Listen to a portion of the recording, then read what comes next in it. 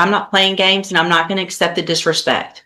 If you want me to follow this agreement and go along with the plea agreement and you can go on, do your time and be done with it, then we can get that done. But you're not going to show disrespect while we're doing it to me. Do you understand? Yes. So if you want to go forward, we'll go forward. If not, we'll set it for trial. Mr. Smith will get ready very quickly and we'll get your case tried within a month. And it'll be habitual 25 to life. What do you want to do? It's 18 years.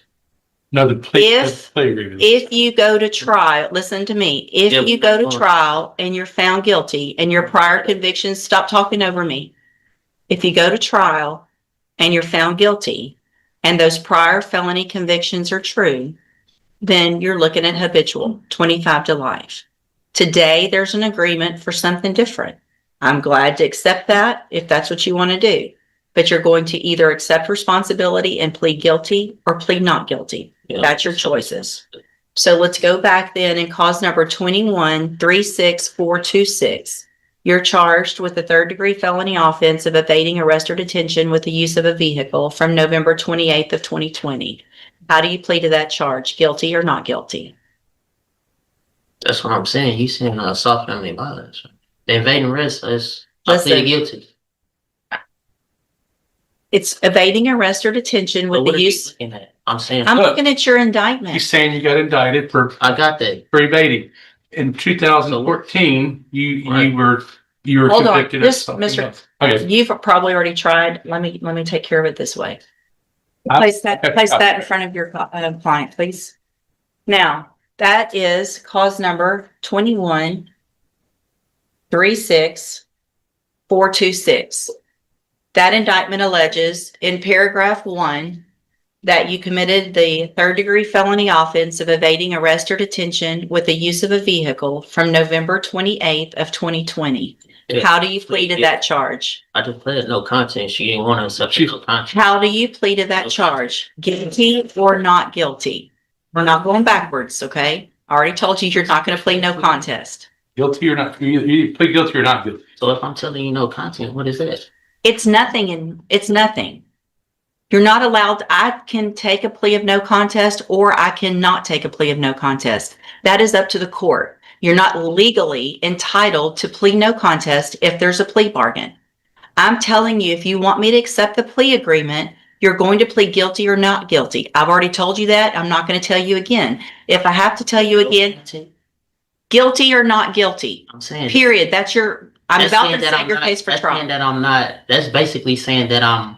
We're not going to argue the law. I'm not, or I'm guilty. We're not arguing That's the law. basically just saying that I Doesn't- state that. I'm not going to Go argue ahead. the law Fine, with no you. guilty. Just sign. Go ahead. I don't- That's guilty. Go ahead. That's what y'all want anyway. That's Listen. fine. I'm cool, ma'am. Just go ahead. and Well, get you're the not. guilty. You're really not being cool, and you're making me very frustrated. Ma'am, I respect your call. Just go ahead and give me the guilty. Nothing here. Plead guilty. There Okay. you go. So you plead guilty to evading arrest or detention Yes, with the ma'am. use of a vehicle. Okay. The next count, the next paragraph that you're looking at says that you were previously convicted of assault family violence December 5th of 2014. Is that true or not true that you have that conviction That's on your true. record? Okay. And that's not the same That's case okay. as far as Look- evading arrest, ma'am. That's two different charges. So if you really want to be technical as far as being a habitual, that's called a repeated offender. But Exactly. And that's, listen, so Mr. That's Campbell, 15. wow. I think. Do you want to come sit up here and be the judge? You're so smart. I don't know. If you needed some help, ma'am, I wouldn't mind. I feel like I might because I'm not understanding. Mr. Campbell, you're getting a deal to go on count one only, which makes you a repeat. I get that you've been through this before and you understand what's going on, but you're making this more difficult. If you go to trial, you could be habitual. Today, if we take this great plea agreement, it's repeat. I understand that. I've been doing this for 30 years. Okay? So, did you enter your plea of guilty freely and voluntarily? Guilty. Did anybody force you to plead guilty today? No. Okay. So I have well, let's go to the next case then. In cause number, and here's that indictment. In cause number 22-39050, you're charged with the And in this case, we're just going on count one. Count one only. So in this case, we're going on count one only. So it's just the offense of tampering with physical evidence, a second-degree felony from November 28th of 2020. And how do you plead to that charge? Guilty or not guilty? Pleading no contest, but guilty now. So are you pleading guilty to this charge? Yeah. Okay. And did anybody force you to plead guilty in cause number 2239050? We just answered it. I know, I have to ask you in each case. It's required by law. It's required by law that I ask you that in every case. I just pleaded guilty. Okay. And nobody forced you to do that, right? Speak up so the record can take No, account. I think you did. You did, but let's go. So no. Okay. So I have in both of those cases here on the tablet, some documents that have your signature on them that the state's marked as exhibit number 1. Before you signed those, did you go over them with Mr. Parker? The documents on the tablet, y'all have that? And do you understand if I follow the agreements that you've made with the district attorney that you'll be waiving or giving any right to appeal? Yes or no, please? Do you understand that? I understand what we signed, the documents. Okay. You have to answer out loud, yes or no, so that the record's clear that you understand, that I know you understand what you signed. Okay. I'm not trying to, doesn't have to be that difficult. Just get in, get your deal and get out. You're making this way more difficult than it has to be. Do you also understand, if you're not a U.S. citizen, that a plea of guilty or no contest could result in your deportation? If you're not a U.S. citizen, could result in your deportation, exclusion from admission to the country, or denial of naturalization under federal law. So what this is, I'm I'm required to ask everyone that. Are you a U.S. citizen? yeah. Okay. State tenders number 1 in each case. Objection. It's admitted in each case. Is there any evidence that Mr. Campbell is not competent? No, you're not. You said I just printed the wrong thing. She asked me if I thought that there's evidence you weren't. I said, no, there's not. He's competent. I just printed the wrong stuff. Did I print both of the Give him the certifications? thing on that. Sure. Please. Please. Okay. All right, Mr. Campbell, I'm going to find in each of your cases that you, Mr. Campbell, pay attention to me for a second, please. Oh, foul, please. I ain't drinking, Mr. Campbell,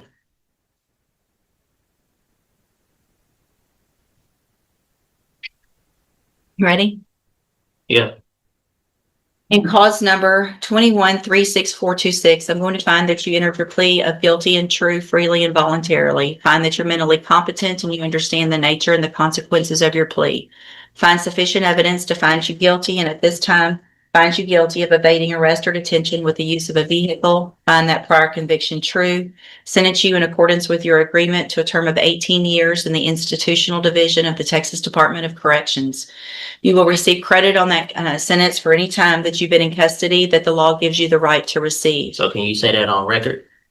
I'm on the Yes. record. No, I'm saying say that how long I've been in custody. I don't know. I've been I don't in have that custody going on information. 5 years. Okay, you'll get all the credit that you are entitled to get by law. And cause number 2239050, also find that you entered your plea of guilty freely and voluntarily. Find sufficient evidence to find you guilty, and at this time find you guilty of tampering with physical evidence. Sentence you in accordance with your agreement to a term of 18 years in the institutional division of the Texas Department of Corrections. You will also receive credit on that sentence for any time that you've been in custody that the law gives you the right to receive. These two cases will run concurrently, which means together at the same time and concurrently with any other sentence that you're currently serving. I have signed a dismissal as part of this agreement in cause number 2239051. I'm handing you in both of your cases the trial court certifications that shows these were agreements that I followed, and so you've waived your right to appeal. I've also handed you a written admonishment regarding your ineligibility to possess a firearm or ammunition. Because of the judgments entered against you, you're ineligible under Texas law to possess a firearm or ammunition. Possession of a firearm or ammunition could lead to charges against you. Firearm is a legal term. You should read that written admonishment. If you have any questions about the laws that make you ineligible to possess a firearm or ammunition, or about how long it lasts, you can talk with your attorney. You can go back with the bailiff. So do I get my papers for my time served? Go back with the bailiff. Is you gonna bring me my papers for my time They served? have the jail. District clerk page, it only shows that burglary is pending at the moment. And it wasn't set for trial. It was just essentially a new case that he was not able to appear for because he's here. His offer's 25 years on this case. I would imagine. If it's a burglary pending in Harris County, it can be lesser. We'll take care of it first. Yeah, and I think, Judge, honestly, in not being on the trial docket over there would make it a little bit easier for me to give this attorney over there and get something worked out that will take care of both sides of it. Okay. I mean, of course, still has to deal with the ICE issue. Okay. So I'm just doing normal reset. That'll give you time to visit with the Harris County Attorney and Mr. Nichols, and then go out and visit with Mr. Lazo. And we'll see if we can get an announcement at the next court date. Sure, Judge. Thank you, Your Honor. Thank you, Ms. Bursch. Denzel Spikes, Mr. Lewis. Judge, hold on, I know Mr. Hopper was looking at that one. Okay, I'll hold it.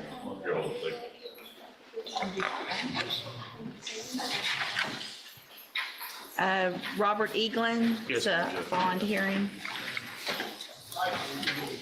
Robert Eaglin.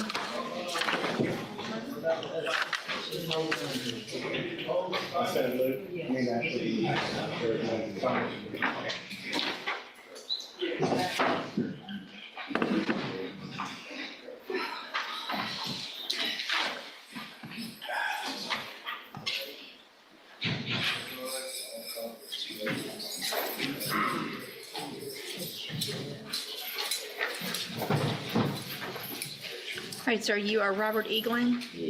And give me just a second. Mr. Eaglin is charged with aggravated assault on a family member with a deadly weapon, and Mr. Lewis has filed a motion asking that his bond be reduced. The bond is currently, let's see, what is it set at now, do y'all know? I think 150. 150. And it looks like there was we were set for trial, and there was the state requested a continuance, and so Mr. Lewis has filed this motion to reduce bond. Ms. Malfino, what is the state's position? Yes, Judge, the state did file a formal written motion to bring it before the court. I certainly understand that Mr. Eaglin, via Mr. Lewis, certainly entitled to ask for bond reduction based upon that announcement.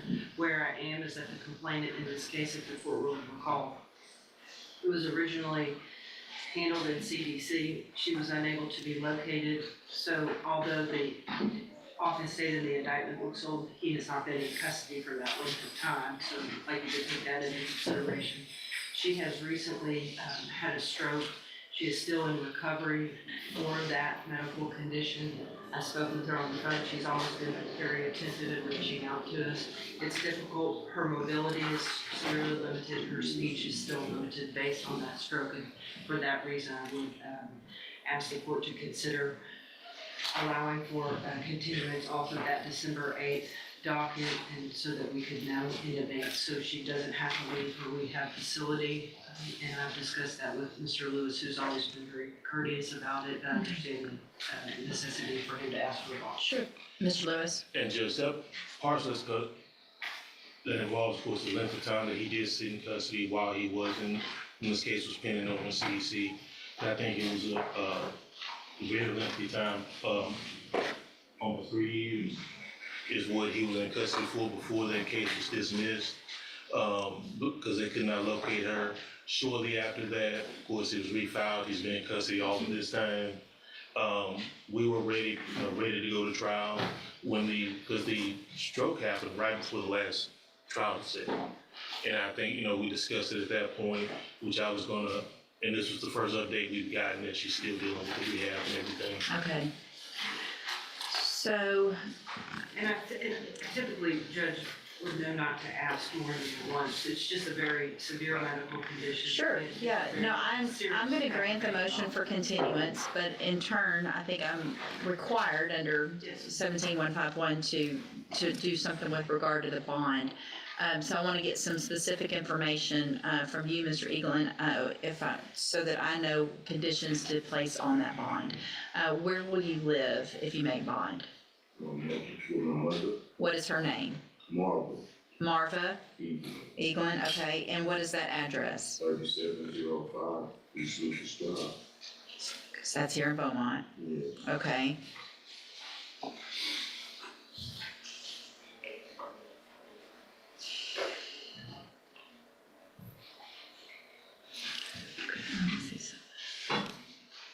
As far as you know, Ms. Malfino, obviously there will be some restrictions and no contacts. Was there any issue that you know of when Mr. Eaglin was out from the time that case was dismissed until the case was refiled with any type of contact or threats or communication with the complaining witness? Not that I'm personally aware of, Judge. I certainly would be happy to talk to Mr. Laird about it. I know that the complainant at the present time is very concerned for her safety, just based upon the aggravated nature of the offense, and I don't feel like it's necessary to show the court the pictures of that, but I think you would probably. I'm looking at the probable cause, so it's an allegation of being stabbed multiple times? Her coat was slit, yeah. Okay. Again, I certainly understand the bond requirement and would ask that in the event he does postpone, that he have to wear GPS at all times so that we can monitor his whereabouts. I know the complainant's whereabouts. I would like him not to know that. And also for him to remain in Jefferson County, specifically in Belmont.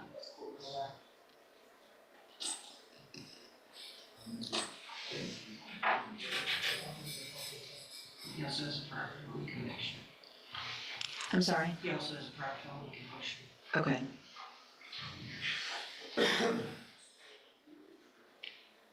All right, so here's what I'm going to do, based on the, my granting that motion for continuance, I am going to grant the motion under 17.151 to reduce the bond as well in Mr. Eaglin's case. I'm going to reduce your bond to $25,000 in your case.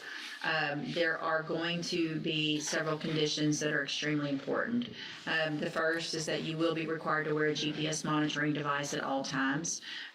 You will be on house arrest except for employment with my permission. So if you have opportunities to get employment, you need to get with Mr. Lewis. He'll let me know. All it takes is an email and I can approve or not, things like that. Also, obviously you can come to court and you can visit with your attorney, medical doctors, things like that. But other than that, you are to be on house arrest at 3705 East Lucas here in Beaumont.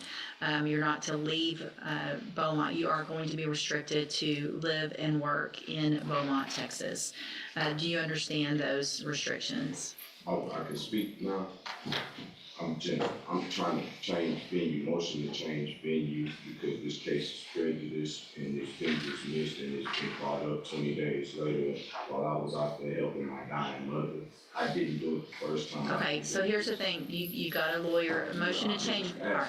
You're not I getting. wrote the state bar about it and I'm. Your motion to change, all right, listen, your motion, listen, don't talk over me, okay? Because I can change my mind real quick on what I just did. I'm not even trying to bond out, man. I'm trying to get out of the county with this case so that this case can get. That's denied. Your case is going to be here in this court with me, okay? Yeah, I understand. So But I don't need to bond though. then I'm going to withdraw everything that I just said. I'm going to deny the motion for bond reduction. And so what we'll do is just reset the case on the next available trial docket and we'll move forward with trial. Go back with the bailiff. And Judge, that's what I was gonna do. I was getting Okay. because at the last time I talked to him, we were fine. Okay. Then all of a sudden, he stopped wanting to visit me. Okay. So- Just send something over and we'll get it taken care of.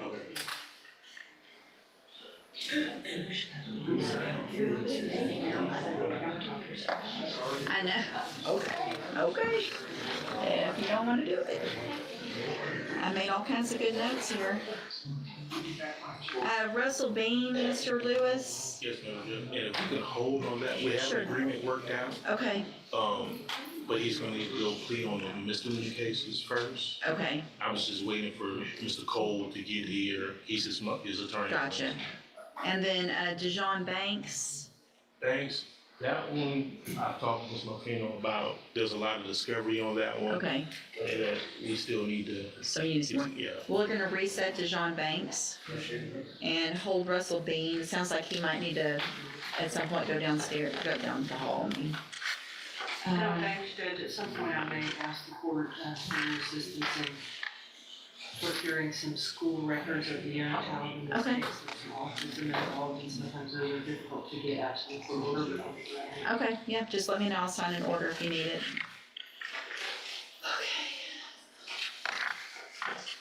Okay. Mr. Burbank, are you ready on Brandon Bell?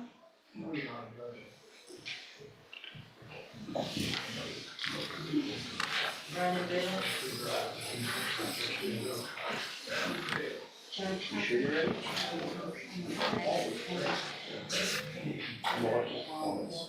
I did.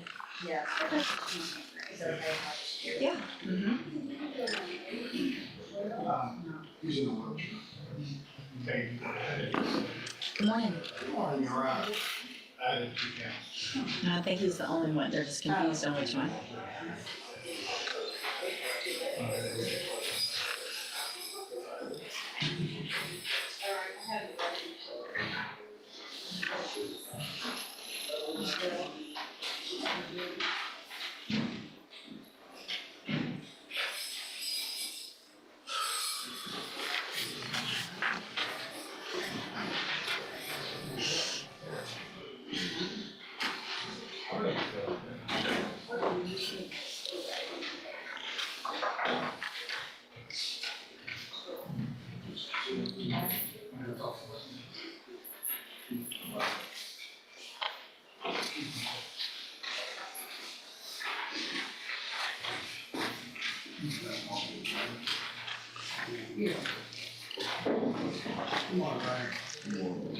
Good morning, sir. You're Brandon Bell?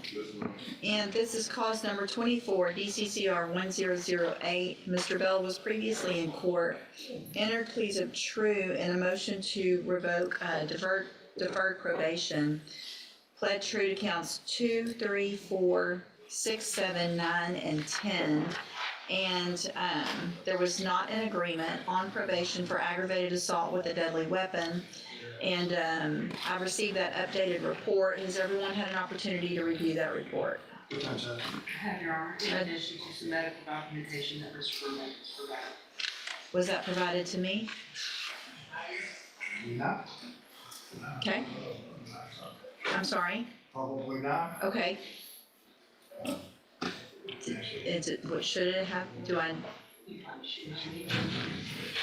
Based on the updated report, when it goes into, Spindletop and some other stuff, Judge. uh-huh. I don't know what you're talking about. Yeah, I mean, These are medical records, from Spindletop.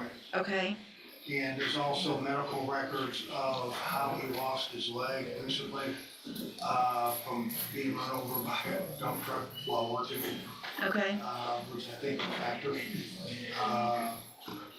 that need to be addressed.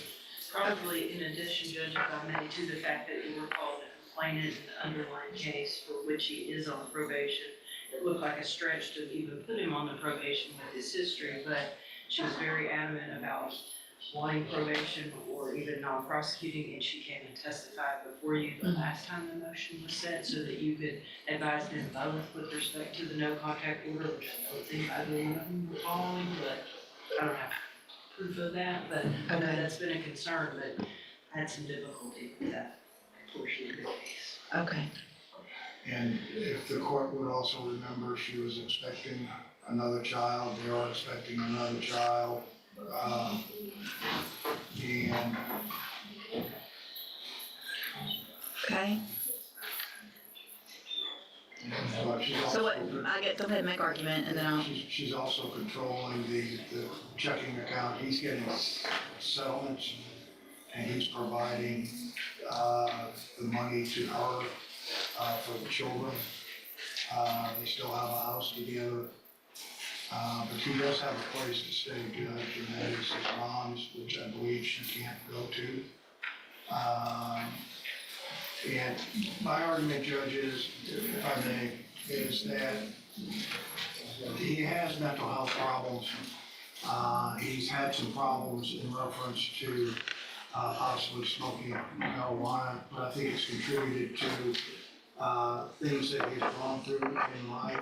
As I said, had some medical in reference to an amputation. Of course, he's lost part of his right leg. That was due to a dump truck backing up over him while he was working. And then you couple that with mental health issues.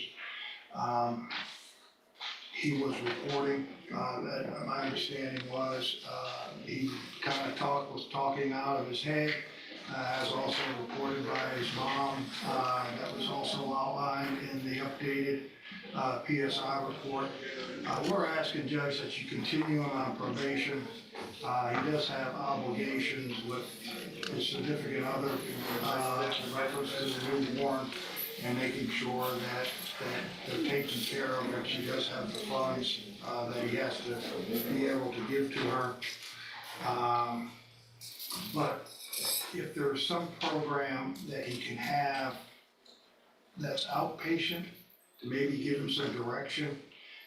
One last time, he was put on probation in April of this year, Judge. We're now in November, but the problems have been going on. But he does need to go back to Spindletop. He does need to say, this is what you do or not. I mean, according to the pre-sentence report he is reporting, it's not like he's not reporting. He's trying to pay or has been paying and trying to do stuff. I think he just needs a little bit of a correction and see whether or not he can do it. And couple all that, I've had extensive conversations with his wife. I've tried to tell her the way it has to be as of yesterday. We've talked over the phone and the way that it would have to be in reference to separation until they learned how to possibly get along together. So that's what we're asking for, Your Honor. Ms. Malvina? Judge, would the court like to hear evidence with respect to counts 1, 5, and 8 in this Lopez? I mean, I guess it kind of depends on Just in the context of what she has to say. yeah, for sure. I call Ms. Lopez. Ms. Lopez, if you'll raise your right hand, do you swear or affirm the testimony you're going to give in this hearing will be the truth, the whole truth, and nothing but the truth? All right, you may proceed. Ms. Lopez, would you please state your full name for the record? Raquel West. And how are you employed? I am the high medium risk officer at adult probation here in Jefferson County. And are you the supervising officer for Brandon Julius Bell? Yes. And do you see Mr. Bell to your left in the wheelchair? I'm Randy. Ms. Lopez is identified as a defendant. The record will so reflect. As a condition of his probation that was granted by this court back in April of this year, 2025, was he given certain terms and conditions that all probationers are to follow? Yes. And specifically, you've had an opportunity to review the motion to revoke that was filed back in April. Yes. In account number 1, it alleges that he failed to immediately report to you his or her contact information in violation of condition. Can you explain that to us? There were multiple instances throughout the time that he was reporting where I would attempt to call the number he had provided at a previous office visit and would not be able to reach him. So then I would have to then search through his associates to find someone else who would answer, who would then say, we'll let him know you called. And so it's standard in our court orders that offenders are supposed to keep their contact information updated due to the fact that most of the time I cannot give out certain information to other people due to confidentiality. So it's obviously very important that you're able to reach him and advise him of the conditions of this probation center. Yes, we need updated phone numbers, addresses, things like that, so that we can specifically talk to the defendant. And he pled true to additional allegations, including providing some dirty UA specimens being out past curfew. Was he ordered by the court to provide all records and documentations as required by him to you as his officer? Yes. And did he do that? Yes, whenever it applied in regards to like spindle top, yes, those type things. I haven't had any kind of paperwork in regards to the settlement that Mr. Burbank has referenced, but I also recognize that that may be a recent thing. And so that may not be applicable yet, but otherwise, yes. So some things you're able to verify, but yet others you are not, which is why you felt it important to include those. Correct. And additionally, in allegation number 8, did he admit to you the adulteration of his UA analysis on or about June 30th of 2025? Yes, when he submitted that urine analysis that date, it was clear in the cup, and I did make a note of that in my chrono. It should be noted that even if someone is extremely hydrated, their urine is not crystal clear. And so when I specifically asked him in the office visit that date, did you do something to make it be negative? He said yes. And so while the drug test reflects negative, he admitted in the office visit that he had taken something, drank something to adulterate his urine. And in fact, you and I have had a lengthy conversation in the past about his use or suspected use of K2 synthetic marijuana, which led to possible negative UAs when in fact he would be positive just due to the nature of that synthetic. Yes, Ms. Strother, our UA tech, has explained to me that K2 is a difficult drug to drug test for because much like the flu, there are multiple strands of K2 drugs out there, and our drug test can only specifically test for one type. And so if he had not used that specific type, it would test negative. And so the incident reports that I received through Beaumont PD indicated that the effects that they were seeing in their reports indicated synthetic marijuana use.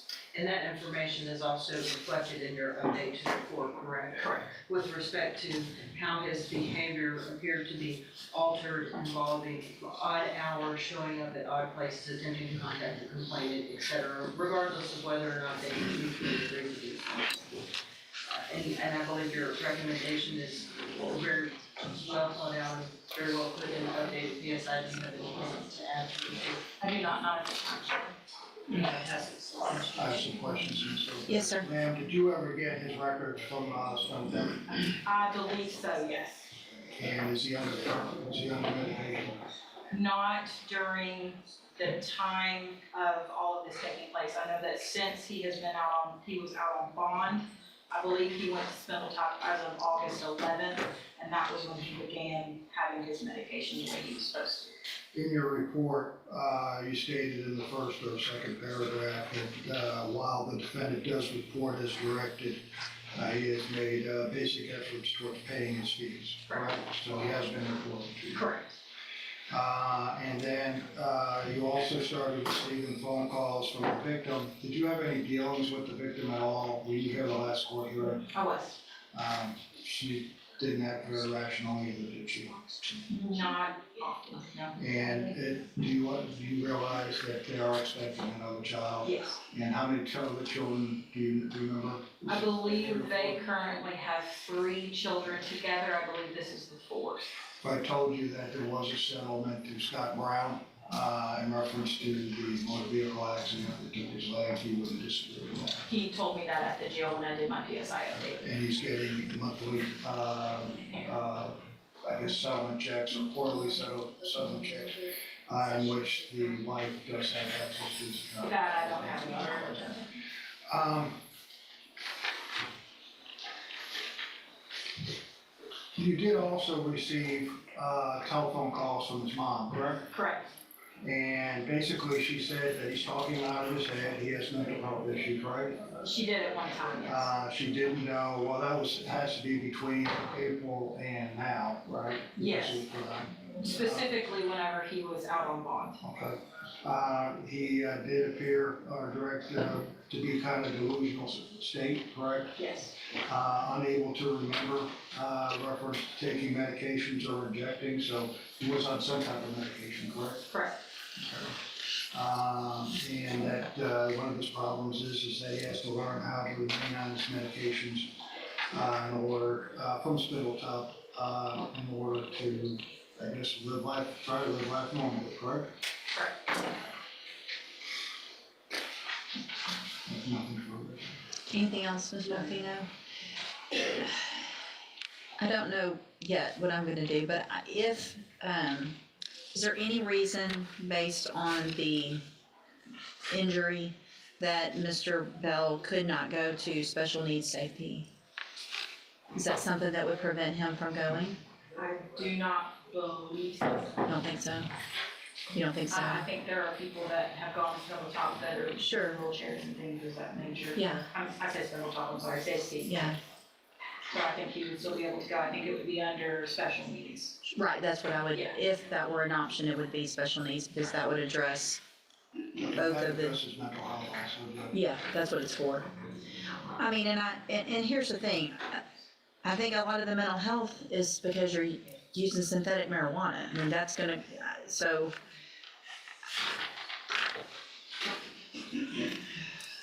Ms. Malfino, anything else? Judge, I think you have a lot of information before you end your decision. I do think it important, and I didn't want to hide behind the fact that we have had the issues with the complainant that she did come and testify. That's the only thing that's keeping me from doing probably what needs to happen. But I don't have an interim update with respect to her. Have you heard anything? I have not heard anything since all of this happened. The reality is she's called me multiple times and complained and said that Brandon's here and she wants him gone. But Ms. Lopez, please don't send him to jail. She is very back and forth about it. My largest concern, Your Honor, is that the offense that the defendant is on probation for is extreme. And my biggest issue in truth is the fact that Mr. Bell does not take any responsibility for any of it at all. I don't disagree. can I just have one question, too? Did this accident happen after, When did your accident happen? November 4th, of last year? yes, sir. Of last year? So all this has happened since he's been on probation. Was this Prior. before, was that prior? His accident to was his prior to when he was placed on probation. Right. No, but how about the incident itself? Oh, the underlying offense? Yeah, April of last year. So the underlying offense was prior prior to his. to the injury. But the injury was prior to probation where he's still, I mean, regardless of you can still do things to injure someone, to harass someone, to put someone in fear with or without a leg. And that's what he's done. That's what you've done.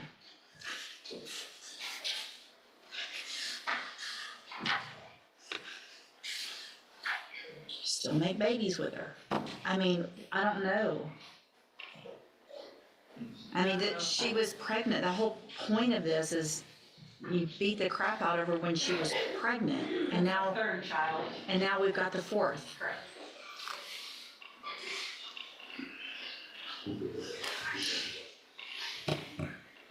Judge, would you like me to do a courtesy call to her and see if for some reason she showed up today and Sure. needs to speak with her? Adriana Bell? Can we do a call for, Adriana Bell? I don't know if that's gonna help either, though. We've done that before. And I don't know if this is a situation where it's the court needs to protect somebody from himself. Do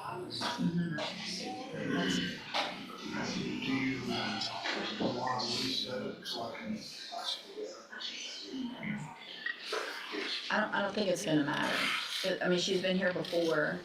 I've ordered, No explanation. I think I have her mother's here. but there was a no contact, and now we have another baby. So obviously there was contact. Can I address that? From what I found out, Judge, I don't need snickers from the gallery. I'm not calling them as witnesses, but every time they got mad at each other is when she got on the phone. But she got on the phone, but that's him blaming. He beat her. You admitted to beating her. So she's probably scared when he gets mad. And then it gets okay, and then it gets mad. And he doesn't know how to get mad without beating the crap out of her. I didn't get that indication, Judge. She's been in my office every other day. She's called. I mean, it's really, I'm not in disagreement that Ms. Bell is also the problem, but my biggest concern here is their children. separation. Yeah, I don't care if they stay together or not, admittedly, frankly. yeah. I'm more concerned about the children involved in this case because of the violence that they're being subjected to. Whether or not the two of these adults can reconcile is between them, but there are children involved that I am extremely concerned about. I agree.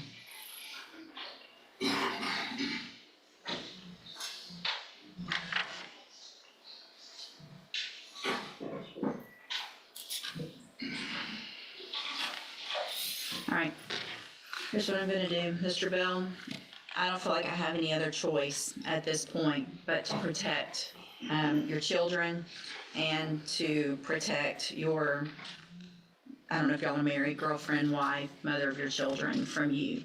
I understand the mental health issues. From what I can tell, most of those are self-induced because you were using K2. There haven't been an incident since I've been on probation. That's not true. I haven't had no abuse cases since I've been on probation. Okay, so you haven't abused her, but you weren't even supposed to be around her. I gave you don't talk over me, because y'all I told you when I put you on probation that she cannot give you permission to violate my order. Yes, ma'am. She can't say, it's okay, come on over. She came to my house. I was staying in the house. She wasn't staying there. Lock the door, kick her out. You're the one that's gonna go to She prison. said that she called the laws to kick me out, and you said it still was an issue. She called the laws to kick me out. My mama came and got me, and I've been staying with my mama. I ain't been around her. She been calling the laws on me every time she come to my house. I paid $100 cash. Why are you still having sex with her and having babies? That's early on. Early on when? We've only been doing this for 6 months. You've had 6 months, and all this has happened in 6 months on probation.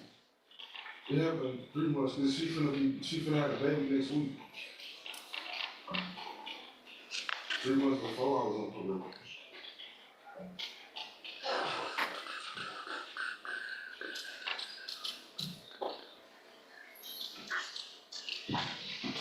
So what if she shows up at your mom's house?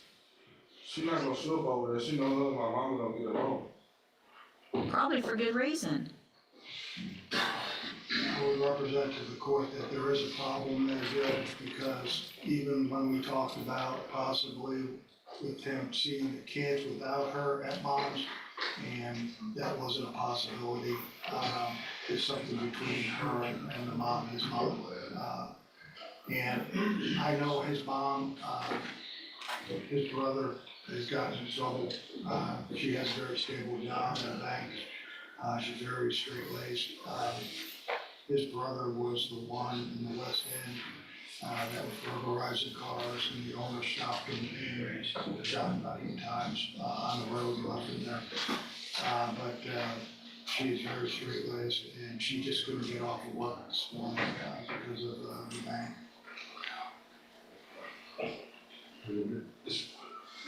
So, But he needs something, Judge. well, but we tried to give it to him. Well, I'm talking about. I have money now to pay for my battery class too. I have money to pay for my battery class and pay off my probation. I'm not as worried about you paying off things as I am you having continued contact with her. I'm not gonna be in contact with her anymore.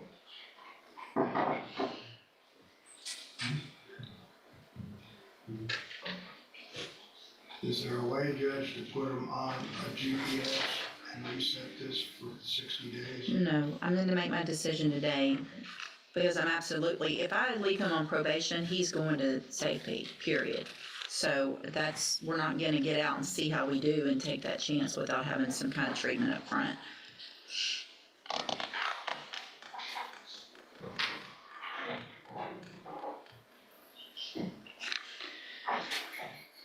I don't know, y'all hold on a second, just don't take them far. For some reason, Anna, when I pull up the version that should have my notes on it, it doesn't have anything on it. So I don't know if I didn't save it, I have the prior version and the new version. I've printed out that new version and it doesn't have it, the date and all that, so I might need to go back and handwrite something from that date, but just remind me, I put a sticky on this. Okay, let's see. Ms. Holmes on Samuel Harmon? Samuel Harmon?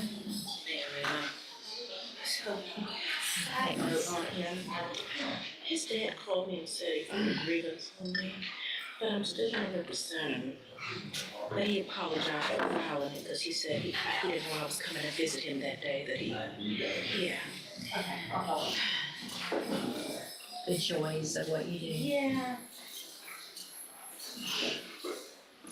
Good morning, are you Samuel Harmon? Yes, ma'am. And this is 25 DCCR 1019. Mr. Harmon's charged with aggravated assault with a deadly weapon. And Ms. Holmes, what is the announcement? Yes, Your Honor, if we could get one more reset, we did receive another offer from the state today that I would like Mr. Harmon to review with his family, and also I'll go out to visit him as well, so we can make a decision by the All next right, one. I'll reset one more time. Any issues? Just, Your Honor, that was a 12-year offer, and it's going to remain open until the next court setting. Okay. Withdrawn.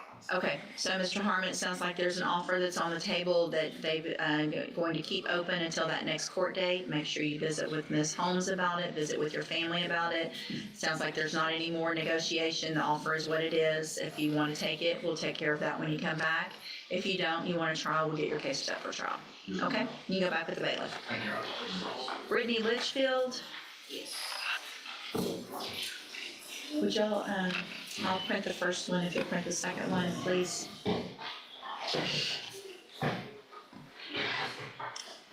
This hearing proved that in a courtroom, the biggest battle isn't always about what happened in the past, it's about what the law says today. Every argument, every objection, and every question centered on one critical issue: does an old conviction still make someone legally dangerous enough to lose their right to possess a firearm? The judge didn't rush to make a decision. Instead, she challenged both sides, demanded stronger legal arguments, and made it clear that courtroom rulings must be based on law, not emotion. That's what makes cases like this so fascinating. Sometimes justice isn't about a dramatic guilty verdict, it's about interpreting complicated legal precedents that could affect countless future cases. But here's the question for you: should decades-old convictions continue to limit someone's constitutional rights, or should people eventually get a second chance? Share your thoughts in the comments below, and if you enjoy real courtroom breakdowns, legal analysis, and the most compelling moments from the justice system, don't forget to subscribe, because the next case could change everything.